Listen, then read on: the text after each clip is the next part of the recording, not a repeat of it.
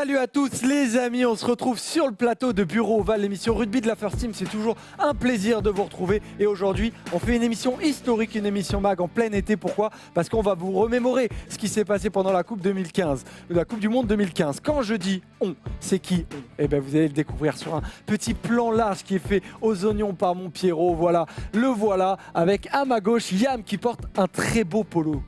Ouais, celui de la sélection des étalons du Burkina Faso, que j'ai le plaisir de représenter régulièrement. Voilà. Exactement, donc tu es un joueur. Ouais, je suis un joueur, ouais.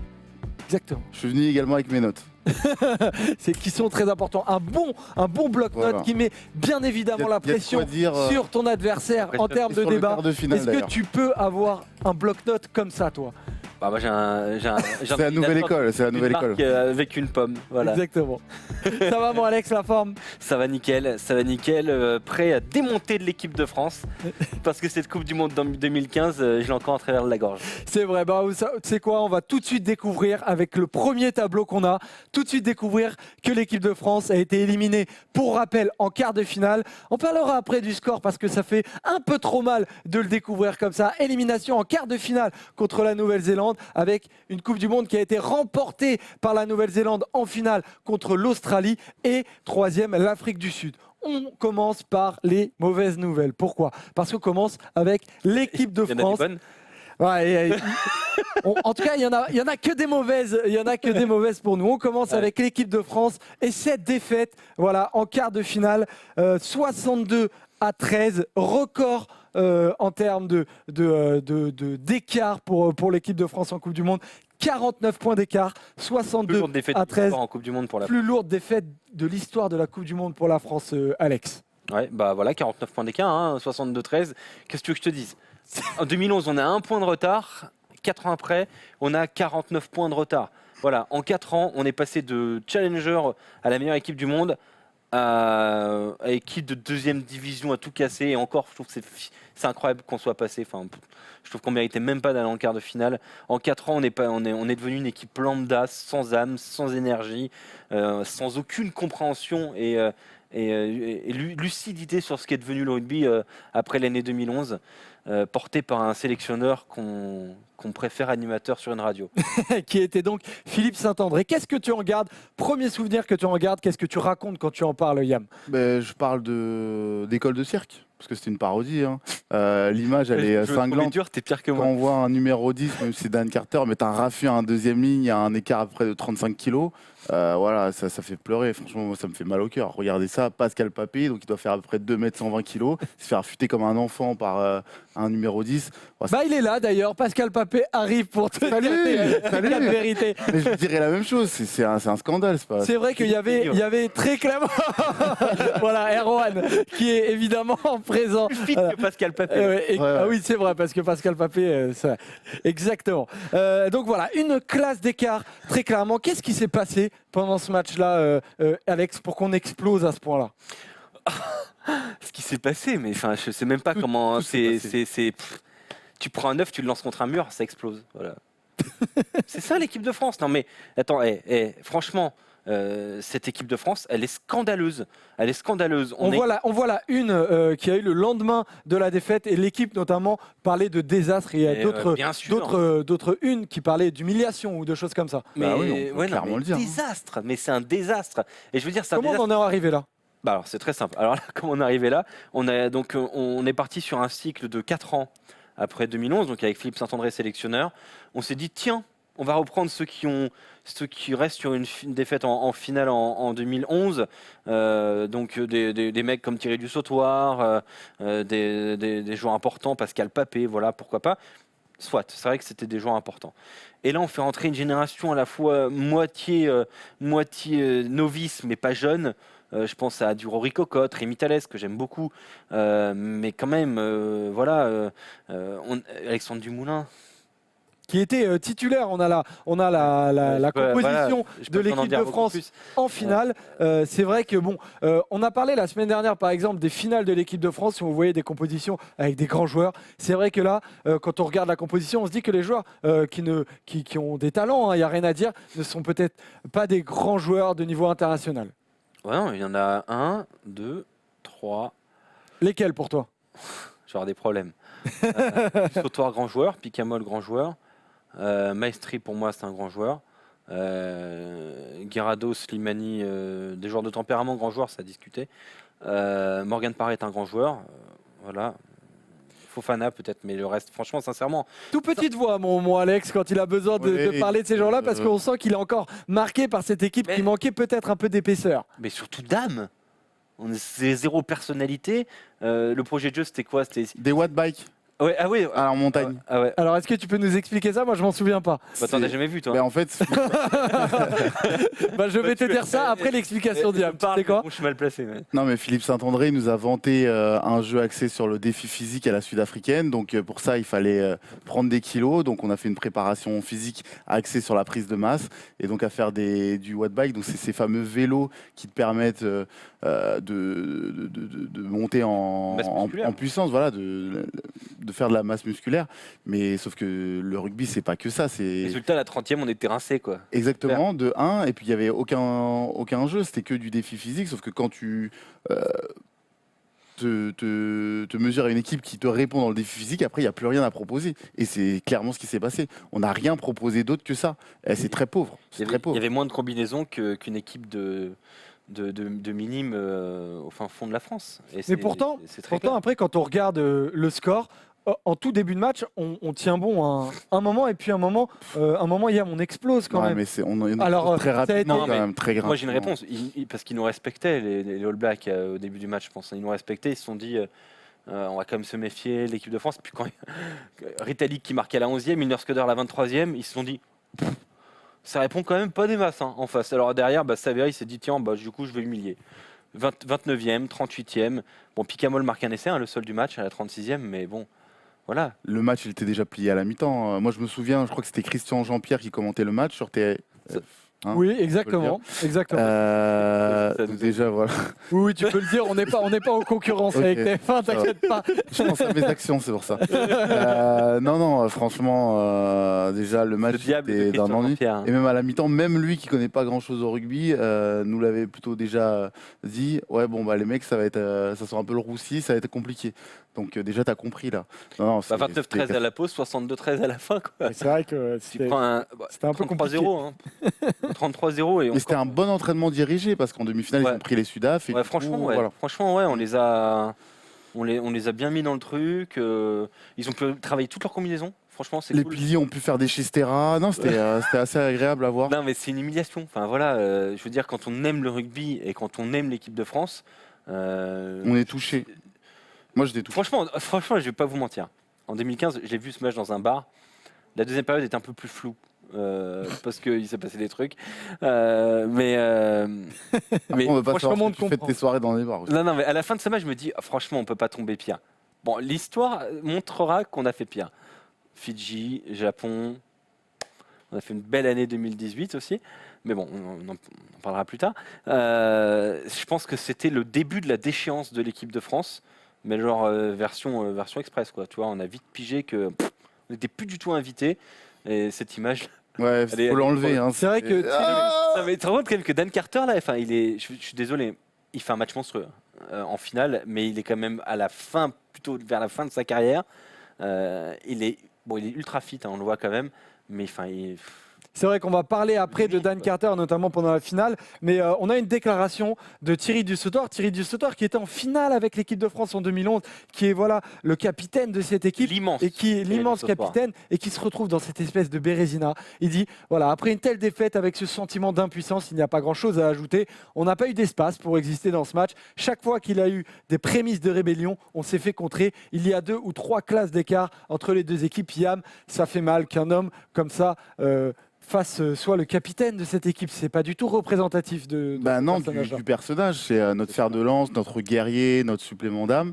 Et que lui dise ça, c'est que vraiment c'est la fin, quoi. C'est pas possible.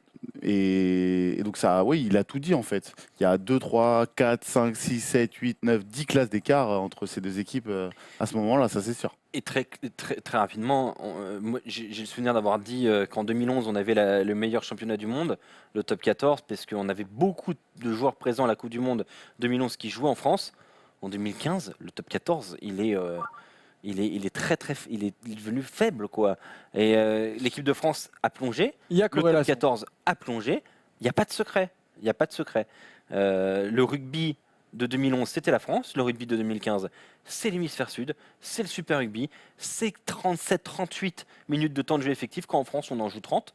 Donc voilà, c'est-à-dire que, pour vous expliquer, pour être pas trop technique, bah, c'est comme si toi tu cours 30 minutes dans un match et puis qu'en face ils courent 38 minutes. Donc il y a 8 minutes où toi tu marches et eux ils courent. Et voilà. Et là, c'était la grande différence. Mais comme le dit Thierry Dussautoir, c'est vrai qu'il n'y a pas grand-chose à dire sur ce genre de match où on a tout simplement été surpassé par des Néo-Zélandais. Et 4 ans après, c'est vrai que voilà, on se demande où on en est. Et il y a, voilà, l'équipe de France doit répondre sur la prochaine Coupe du Monde. On va aller du coup tout de suite sur la finale, remportée par la Nouvelle-Zélande contre l'Australie, 34-17. On va voir le triomphe de Richie Mako une nouvelle fois avec cette Coupe du Monde. Il y a eu 3 essais pour dire Milner, Scudder, Nonu, Barrett. Il y a eu 2 essais pour l'Australie parce qu'il y avait quand même une très belle équipe du côté de l'Australie. Pocock, Kuridrani. Et là, on peut se dire que la Nouvelle-Zélande, Yam, c'était encore une équipe monstrueuse qui fait du coup le doublé 2011-2015. C'est la première fois dans l'histoire du rugby. Ouais. C'est historique qu'une équipe fasse le doublé comme ça d'affilée en plus. Mais après, tu peux légitimer que c'était en fait normal parce que la composition d'équipe laisse à présager que de toute façon c'était écrit d'avance. On récupère la même 3e ligne que précédemment, toujours ce Keino, La meilleure du monde. toujours Mako, toujours Reed, Whitelock qui est là mais qui a 4 ans de plus donc qui est au sommet de son art. Et qui est associé à Ritalik. C'est vrai qu'on a la composition de l'équipe avec cette 3e ligne dont tu parles, monstrueuse, Keno, Reed, Mako. C'était contrable ça ou c'était voué à gagner la Coupe du Monde, Alex? Qu'est-ce que tu veux faire? Enfin, franchement. Allez, peut-être la première ligne, peut-être les 2 piliers, tu peux trouver mieux. Mais le reste, c'est tout simplement les meilleurs. Oui. Chacun les meilleurs à leur poste. Ouais. Savea, c'est ce qui se fait de mieux. Ouais, à l'époque, c'est. À l'époque, c'est ce qui se fait mieux. Qu'est-ce qui a fait la différence dans cette finale, sachant qu'il y avait déjà 16-3 pour la Nouvelle-Zélande à la mi-temps? Tu vois, il y a 2 lectures. Soit tu dis il y a 16-3, effectivement. Il y avait déjà 16-3 à la pause. Mais c'est un peu plus compliqué que ça. Il faut une première période quand même fidèle à eux-mêmes, les All Blacks. 71% de possession, 79% d'occupation. Donc bon. T'es dans le camp adverse, avec la balle, il peut rien t'arriver. Finale, on n'est pas dans un match de poule face à la Namibie. C'est une finale. Mais c'est qu'à la 39e minute qu'ils se détachent sur un essai de Milner Scudder. Donc finalement, sur les 39 premières minutes, l'Australie arrive à répondre, en tout cas subit bien. Et on l'a souvent dit, l'Australie en Coupe du Monde, c'est une équipe solide, pragmatique, bonne défense. Et ils reviennent. Ils sont bien.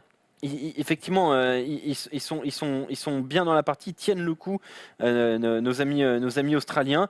Retour des vestiaires, c'est un peu plus compliqué. Il y a un essai de Nonu et réponse derrière de Pocock Kuridrani. Et tu te retrouves finalement à quelques minutes de la fin du match, à l'heure de jeu, à 21-17. Je te dis, finale relancée. Peut-être que les All Blacks vont fléchir. Et puis là, en fait, parce qu'il faut savoir quand même que les All Blacks jouaient à 14 contre 15. Il y avait eu un carton jaune pour Ben Smith. Et là, à 15 contre 15, il n'y a pas débat. Boum, ça repart. Et c'est Dan Carter, en fait, qui fait basculer le match. Le mec, il tape un drop sans élan. Il prend la balle. On est sur les 40 mètres. Il prend la balle. Il regarde à gauche. Ça monte trop fort. Drop sans élan. 40 mètres. Boum. Voilà le match. 19 points, 2 transformations, 4 pénalités, 1 drop. Est-ce que tu as la même lecture de ce match, Yam? Est-ce que pour toi, le facteur X, c'est Dan Carter? Au sommet de son art, vraiment, pour sa dernière sous la tunique noire, il a été exceptionnel. Je crois qu'il se permet même sur l'essai de Barrett en toute fin de match de transformer du pied droit alors qu'il est gaucher. Ça, c'est énorme.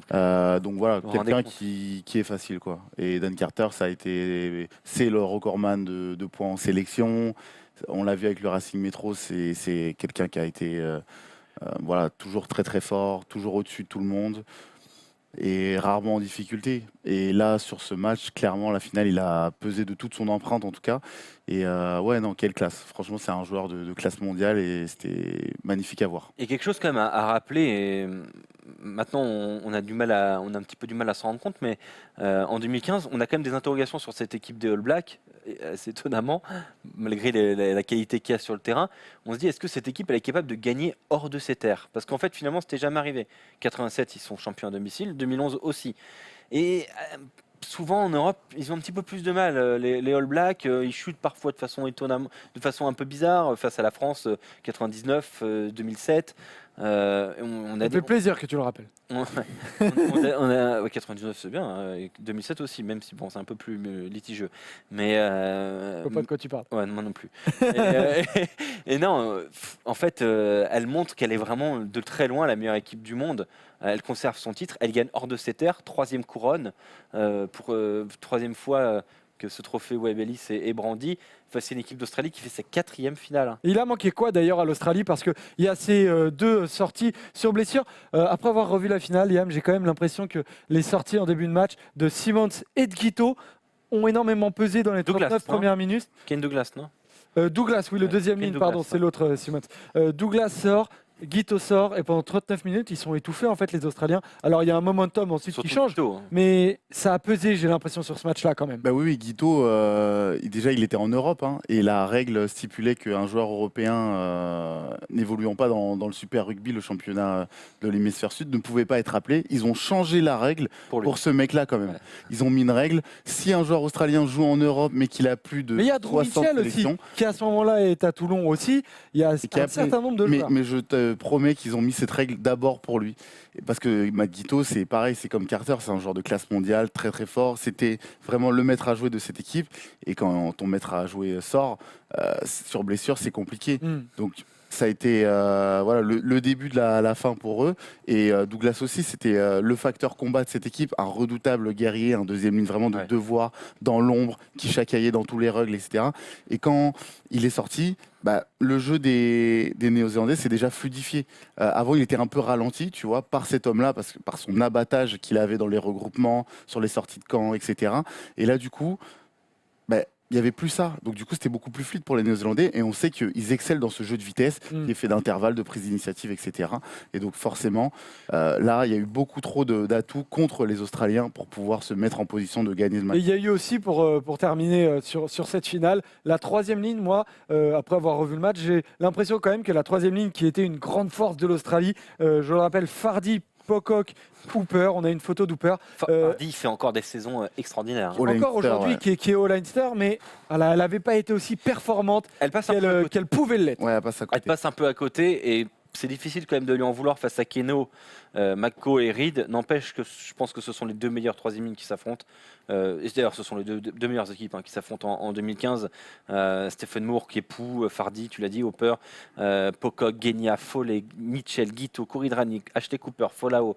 Enfin, cette équipe, franchement, la Nouvelle-Zélande éliminée avant, cette équipe, elle est championne du monde.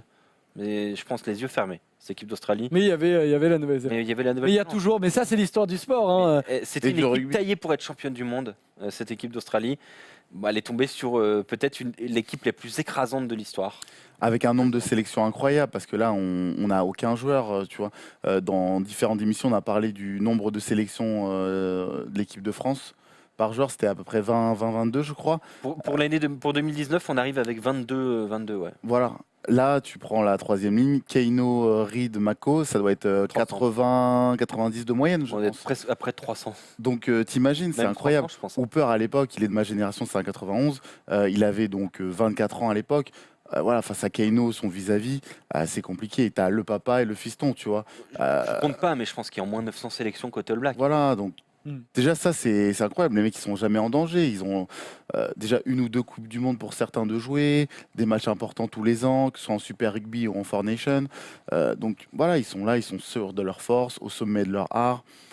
Ils déroulent, ils sont en démonstration. Le Vraiment. joueur le moins expérimenté dans cette équipe de Nouvelle-Zélande, c'est Milner Scudder. Il fait une Coupe du Monde énorme. Donc, Je crois qu'il finit à 5 ou 6 essais Milner Scudder qui arrivera d'ailleurs dès l'année prochaine à Toulon. oui. à Toulon. À Toulon. Voilà, le dernier grand fait de cette Coupe du Monde, c'est l'Europe. L'Europe qui a été totalement étouffée et absente, transparente, je ne sais même plus quel terme utiliser. On va voir les résultats des grandes nations, hormis voilà, l'équipe de France qui a été humiliée en quart de finale, l'Italie qui sort en poule. Mais on voit l'Irlande est sortie en quart de finale, le Pays de Galles en quart de finale, l'Écosse en quart de finale et l'Angleterre est sortie en poule. Parlons de ce qui est symbolique. Voilà, l'Angleterre qui sort en poule. Un tremblement de terre, Alex, à ce moment-là. Ah bah, c'est un énorme tremblement de terre. Ça fait un scandale immense en Angleterre. Mais a posteriori, je me demande si finalement, c'était pas la première pierre de ce qu'ils sont en train de bâtir aujourd'hui. C'était pas finalement aussi logique que ça que cette équipe, elle soit éliminée dès la phase de poule. Elle était entre deux, entre une génération qui avait connu quelques défaites et une nouvelle génération qui peinait à s'imposer. Maintenant, cette génération qui peinait à s'imposer s'est imposée, est en train de s'imposer. Arrive à Beaucoup maturité. plus dangereuse maintenant, cette équipe d'Angleterre. Pour revenir sur voilà, le Cette score moyen. domination. Ce score moyen Nord-Sud, il est incroyable. En quart de finale, on a 4 équipes du Sud et 4 équipes du Nord. Il n'y en a aucune équipe du Nord qui passe en demi. Aucune. On prend le score moyen sur ces quarts de finale, c'est 41-21. C'est-à-dire qu'il y a 20 points d'écart en 2015 entre le Nord et le Sud, entre l'hémisphère Nord et l'hémisphère Sud. Je trouve que c'est un gouffre. 20, C'est représentatif. 20 points, c'est 3 essais. 7 x 3, 21. Donc Non, mais c'est vous- énorme. Bravo, Yann. Ouais. Ouais, Ouais, multiplication. Moi aussi. Non, mais c'est bien. Il m'a régalé avec cette Non, mais petite. c'est bientôt la rentrée. Donc c'est pas mal. Exactement. Je révise, voilà. Ouais. Je fais des cahiers de vacances. C'est très bien. CM1. Tu passes en CM1, je crois. Bravo. Non, Pour revenir au mais score. 41-21, 20 points d'écart. Mais c'est Non, c'est énorme. c'est énorme. Je suis pas sûr qu'il y ait autant d'écart aujourd'hui. Mais en tout cas, ça a forcé une prise de conscience générale de l'hémisphère Nord. Je crois qu'on s'est vraiment, nous, Sauf peut-être nordistes, l'équipe de- remis à travailler. L'équipe de France a été peut-être la dernière à vraiment réagir. On sait que l'Irlande a réagi très très fort. L'Écosse aussi, Ouais. c'est plutôt pas mal ce qu'ils font. Le Pays de Galles aussi, ça commence à être très très solide. Les Anglais sont en train de rebâtir quelque chose de vraiment bien avec une génération jeune et ambitieuse. À quand les Français? Donc vous l'avez compris, que s'est-il passé à la Coupe du Monde 2015? Il y a eu le désastre pour le 15 de France, il y a eu le sacre pour la Nouvelle-Zélande, et il y a eu l'Europe qui a été absolument transparente. Donc voilà, on peut dire, pour terminer cette émission, qu'il y a ces 3 faits-là qui vont être très intéressants sur 4 ans de voir où on en est. Merci. C'est maintenant que ça se joue. Hein. Exactement, Maintenant qu'on va c'est savoir. maintenant qu'on va avoir des réponses et on se retrouvera, les gars. Merci pour cette émission déjà. Avec Merci, plaisir. merci à vous Toujours. pour vos analyses. Toujours. Ça fait toujours très plaisir de vous avoir. Et on se retrouvera, j'espère que vous serez là la semaine prochaine pour parler de la liste des Bleus. Parce qu'il y a beaucoup à dire, essayer de rappeler un peu qui défendra nos couleurs. Oui, bien sûr. Et on est un peu dur parfois avec l'équipe de France, mais malgré tout, j'ai quand même bon espoir sur cette année 2019, sur cette Coupe du Monde 2019, parce qu'il y a une jeune garde qui commence à être intéressante en équipe de France. Ne dis pas tout, moi, Alex, ne dis pas tout. J'espère que tu seras là la prochaine pour dire tout ça. T'as raison de teaser. Merci, mon Yam. Merci Pas de à quoi, tous. pas de Et on quoi, se avec retrouve plaisir. donc la semaine prochaine. Gros bisous. Et allez les Bleus. Allez, les Bleus.